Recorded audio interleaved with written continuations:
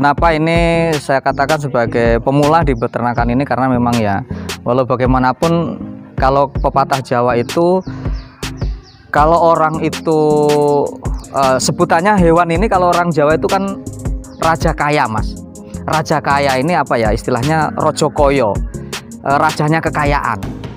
Jadi kalau orang punya sawah itu hanya untuk makan, tetapi kalau punya ternak ini untuk kekayaannya. Mau beli motor, jual sapi aja kan sudah jadi enak buangannya kan gitu, istilahnya seperti itu. Kalau mau beli motor buang ladang kan sayang tuh kan gitu.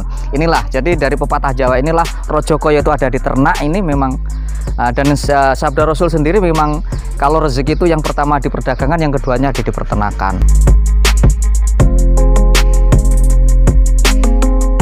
Assalamualaikum warahmatullahi wabarakatuh. Saya Suparyo, tinggal di Desa Gedung Mulya, RT 15 RK 4 di Kecamatan Tanjung Raya, Kabupaten Mesuji.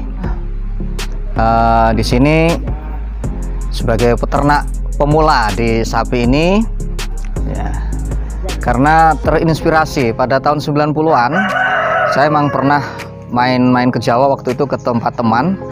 Nah, di sana dengan lokasi yang sangat terbatas, kemudian juga pengadaan pakan ternak yang sulit. Maksudnya sulitnya itu ya harus beli kan, yang namanya di Jawa itu harus beli. Nah, terinspirasinya, kenapa saya yang ada di Lampung ini kok tidak bisa seperti ini. Nah, maka itulah yang mendorong saya untuk berpikir keinginan untuk, lah ya saya di Lampung banyak rumput kok nggak bisa beternak seperti ini kan. Ini alangkah tidak memanfaatkan alam yang ada di sini kan, seperti itu awalnya, seperti itu. Maka sekarang kita coba untuk belajar beternak. Ya, saya beternak ini insya Allah baru 1,5 tahun lah, kurang lebih 1,5 tahun berjalan. Alhamdulillah dengan 1,5 tahun ini dengan sapi seadanya ya bisa sudah mulai beranak ya, sudah mulai beranak. Dari babon yang kita beli ini sudah bisa beranak, dan ya termasuk ini pedet-pedet yang tampak ini adalah memang ya dari keturunan sapi yang kita pelihara sekarang ini. Sementara ini jumlah yang kecil-kecil ini, yang pedet-pedet ini ada 5, kemudian dengan babon ada 6. Babon ada 6. Nah, ini tinggal babon ada 6, berarti tinggal satu lagi yang memang belum di kandang ini, yang belum beranak, artinya seperti itu. Kalau untuk jenis sapinya memang kami ini memang namanya belum pengalaman ya. Jadi kami ini belum bisa memilih sapi-sapi apa, tetapi ini yang terlihat di belakang ini memang ya campuran aja nih. Ada yang pematangan, kemudian ada yang PO, ada yang lemosin kan.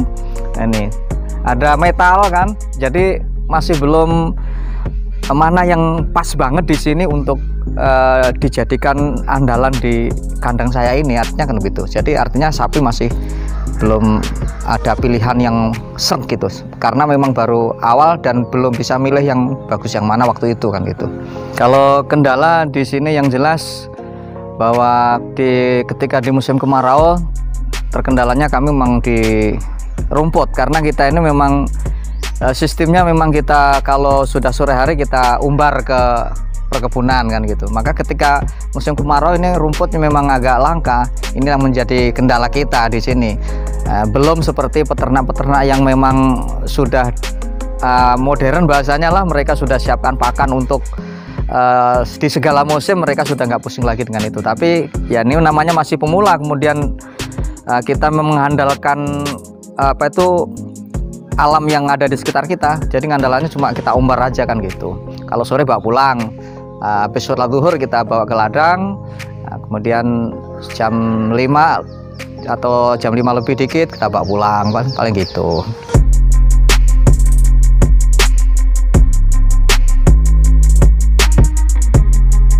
Sementara ini kami kasih pakan tambahan itu hanya kulit singkong saja, dengan tanpa tambahan apapun kan gitu. Istilahnya kulit singkong hanya kita berikan setelah waktu pagi itu, setelah sholat subuh itu paling kita berikan, sambil kita bersihkan kandangnya itu mereka kita kasih makan kan gitu.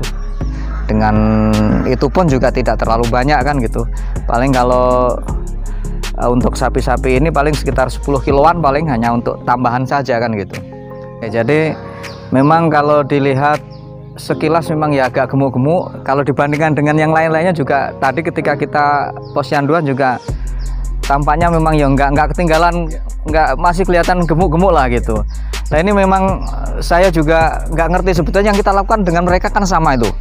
Mereka dengan mereka sama, bahkan mereka itu ya bapak-bapak yang lain itu diumbar itu dari jam 9, jam 10 pagi itu sudah diumbar. Saya habis zuhur aja kan, ya hanya kita kasih tambah pakan kulit itu aja kan gitu. Nah itu, tapi hasilnya juga seperti ini. Nah ini hasilnya seperti ini. Tapi ada yang baru, itu memang baru, itu baru sebulan di kandang ini. Ya kelihatannya masih tampak kurus, kita dandan dulu itu kan. Tapi ya mudah-mudahan seperti yang kita lakukan dulu, kita 3 bulan itu sudah kelihatan bagusnya gitu loh. Nah itu.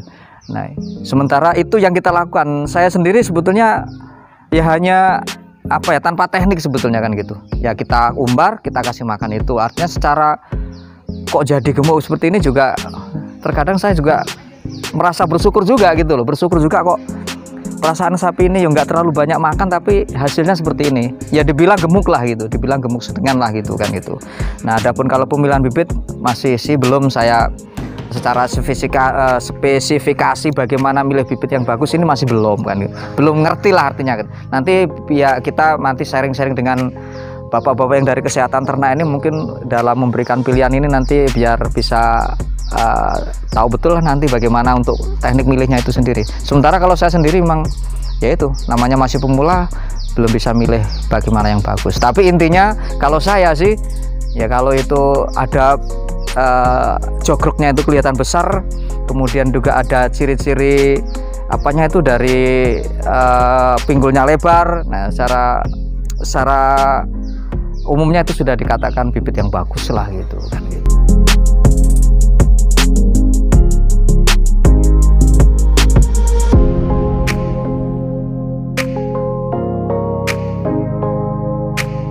Oke, jadi dengan pos pelayanan terpadu untuk ternak yang dilakukan oleh Dinas Poskeswan Tanjung Raya, Pusat Kesehatan Hewan Tanjung Raya ini, kami sebagai peternak merasa senang. Kenapa? Karena bagi kami petani ini kan pengennya ternak kita itu sehat, ternak kita ini ya syukur setiap tahun bisa mana, harapannya kan gitu.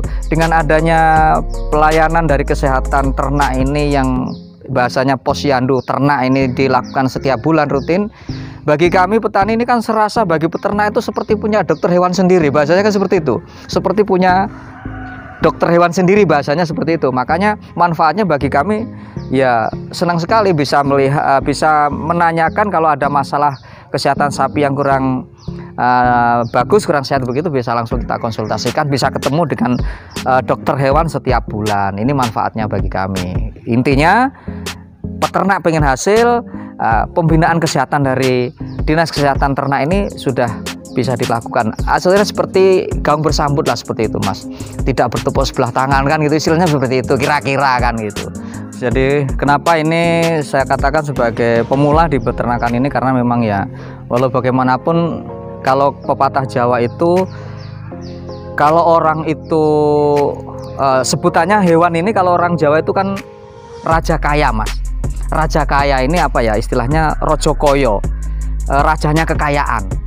Jadi kalau orang punya sawah itu hanya untuk makan, tetapi kalau punya ternak ini untuk kekayaannya. Mau beli motor, jual sapi aja kan sudah jadi enak buangannya kan gitu, istilahnya seperti itu. Kalau mau beli motor buang ladang kan sayang tuh kan gitu.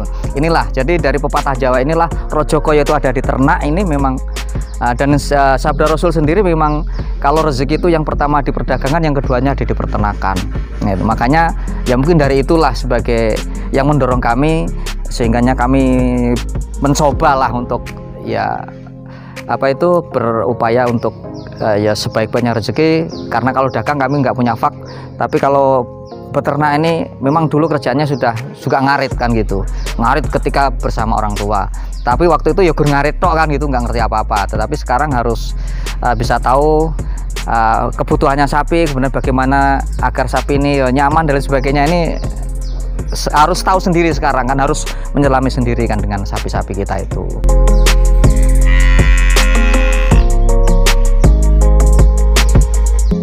Terima kasih Mas, dan mudah-mudahan apa yang saya sampaikan ini ada manfaatnya. Kemudian juga bagi ya yang memang ada niat untuk beternak, jangan takut, lakukan peternakan, manfaatkan lingkungan dengan sebaik-baiknya. Ya, untuk kita yang di wilayah perkebunan jangan sampai ketinggalan, manfaatkan perkebunan itu dengan sebaik-baiknya untuk meningkatkan ekonomi kita nantinya akan itu. Terima kasih, tetap semangat. Mudah-mudahan Indonesia tetap akan menjadi negara yang menjadi swasembada daging, jangan hanya mengandalkan dari luar negeri saja. Terima kasih Mas. Assalamualaikum warahmatullahi wabarakatuh.